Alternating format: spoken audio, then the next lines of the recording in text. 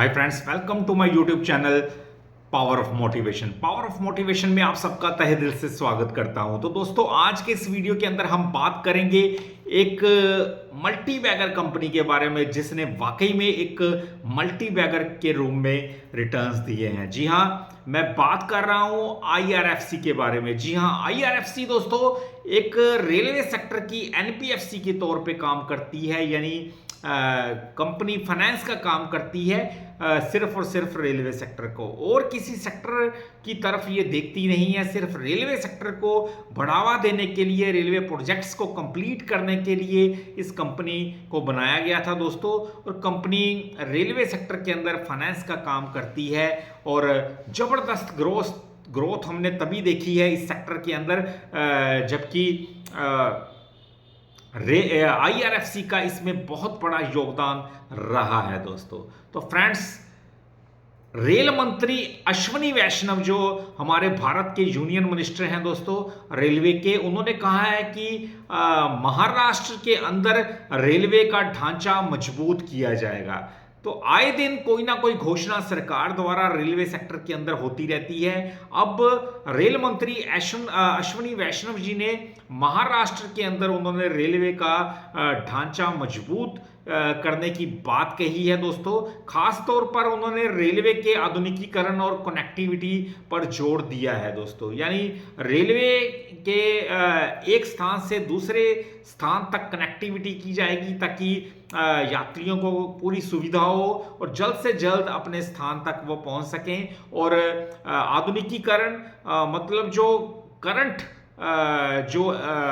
आधुनिकीकरण जो करंट हम चाहते हैं कि ऐसा हो, टेक्नोलॉजी है, करंट टेक्नोलॉजी के मुताबिक रेलवे को आगे विस्तार किया जाए। तो ये बहुत अच्छी बात है, इससे बहुत ग्रोथ की संभावना रेलवे के अंदर बढ़ जाती है। अब अश्विनी वैष्णव जी ने कहा कि मुंबई की ट्रेन सेवाओं के विस्तार के लिए 17,000 करोड़ रुपए के प्रोजेक्ट्स में तेजी से शुरू किए जाएंगे। 17,000 करोड़ के प्रोजेक्ट्स। तो आप देखिए, मुंबई के अंदर बहुत सारी डेवलपमेंट्स की जा रही हैं रेलवे के अंदर और अच्छे अच्छे बड़े बड़े प्रोजेक्ट्स चलाए जा रहे हैं। और अश्विनी वैष्णव जी जो रेल मंत्री हैं भारत के, उन्होंने मुंबई के अंदर 17,000 करोड़ रुपए के जो प्रोजेक्ट्स हैं वो तेजी से शुरू करने की बात कही है, ताकि इस यहाँ मुंबई में जो काफ़ी ट्रैफिक है उसमें और सुगमता सरलता लाई जा सके। इसके लिए 300 किलोमीटर की रेलवे लाइंस भी बिछाई जाएंगी। तो देखिए, रेलवे का विस्तार भी किया जा रहा है, नई नई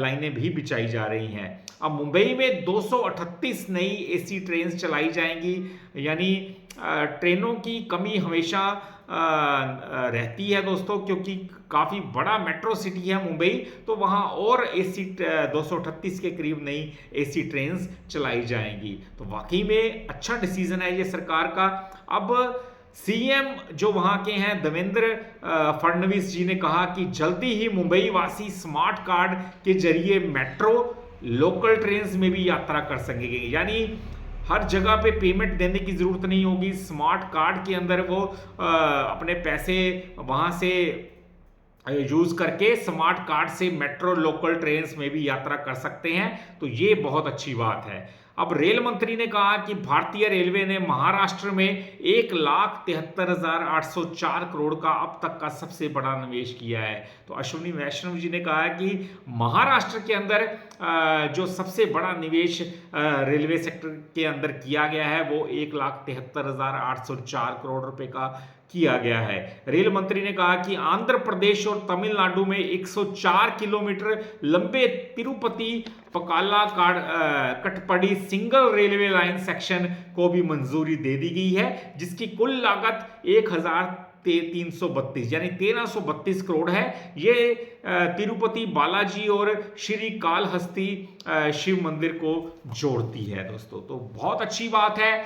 और महाराष्ट्र मुंबई के अलावा जो सरकार का जो विजन है दोस्तों वो कई स्टेट्स के अंदर है, चाहे वो आंध्र प्रदेश हो, तमिलनाडु हो। तो बेसिकली जो मेट्रो सिटीज हैं दोस्तों वहाँ पे ज़्यादा रेलवे की ज़रूरत है, रेलवे के विस्तार की, आधुनिकीकरण की, क्योंकि ट्रैफिक को कम किया जा सके। और इसी वजह से रेलवे का भी तभी विस्तार होगा जब ऐसी बहुत सारी घोषणाएं की जाएंगी, उनको अमली जामा पहनाया जाएगा, एग्जीक्यूट किया जाएगा, नए नए प्रोजेक्ट लाई जाएंगे, तो रेलवे कंपनियों को फायदा होना एक स्वाभाविक सी बात है। और IRFC जो इस सेक्टर के अंदर एक दिग्गज कंपनी है और बड़ी बड़ी कंपनियां इसकी क्लाइंट लिस्ट हैं, चाहे वो कलिंदी रेल हो, चाहे वो टीटागढ़ वैगन हो, चाहे वो रिट्स लिमिटेड हो, चाहे वो RVNL हो। तो हर तकरीबन कंपनी मैं कहूँगा IRFC की क्लाइंट है, क्योंकि पैसे की ज़रूरत हर कंपनी को पड़ती है, रेलवे की कंपनी को अपने प्रोजेक्ट्स को पूरा करने के लिए। तो IRFC एकमात्र ऐसी सरकारी शेयर है दोस्तों, सरकारी कंपनी है जो सिर्फ और सिर्फ रेलवे सेक्टर के लिए ही बनाई गई है।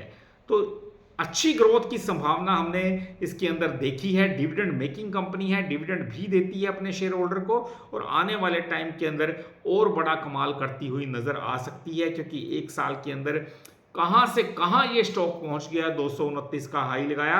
अब वहां से अच्छी खासी गिरावट जो हमने देखी है तकरीबन 50% के आसपास की, वो आने वाले टाइम के अंदर एक बहुत बड़ा मल्टीबैगर बनने का ये स्टॉक दमखम रखता है। तो थैंक्स फॉर वॉचिंग। वीडियो अच्छा लगा हो तो चैनल को ज़रूर सब्सक्राइब कीजिएगा, क्योंकि ऐसे वीडियोस मैं डालता रहूँगा। पूरा एजुकेशन पर्पस से मैं आपको समझाने की कोशिश करता हूँ, ताकि आप सबको ज़्यादा से ज़्यादा जानकारी आपके लिए ला सकूँ। Thanks for watching. मिलते हैं हम अपने अगले वीडियो में, तब तक के लिए नमस्कार जी।